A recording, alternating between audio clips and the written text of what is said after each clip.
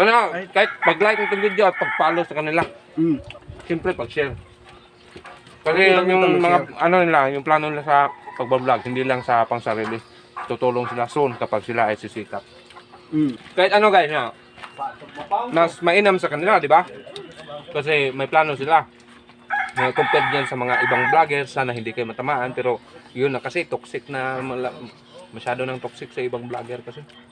Yung hindi marunong, kahit simpleng tulong lang yun. Di ba? Mm. Okay.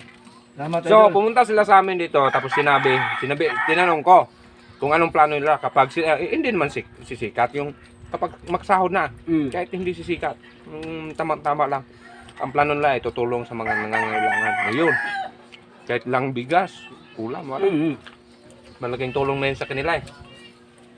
Pero sa atin ngayon, masasabi natin na, maliit na halaga yan. Pero, kapag ikaw makatanggap na ikaw ang walang-wala, malaking halaga na yun sa'yo. Kahit anong narating namin ni Borloloy guys. Kaday guys. Ginamos pa rin. Tingnan ka mo doon. Punitin man yan. Punitin. Punitin ay. Punitin yung ginamos parang itong butike guys. Oh. Tapos na yung ulo kaya. Mabusan ng ID. May ID. Kasama yung kilo. National ID. Ikaw dong ha. Makinig na. No. Ilang beses na yan. Siya lang siya sa akin. Ay, hindi pwede. Hindi nga pwede. Ito na lang yung Ang dami mo lang kinain. Tanga ka. Ang dami pa eh. Siya ba yun eh? Ano yan?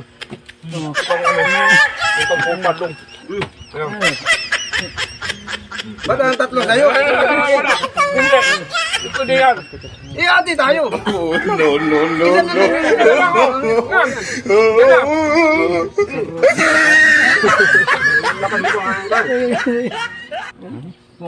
Nag-video pa pati si Nimrap.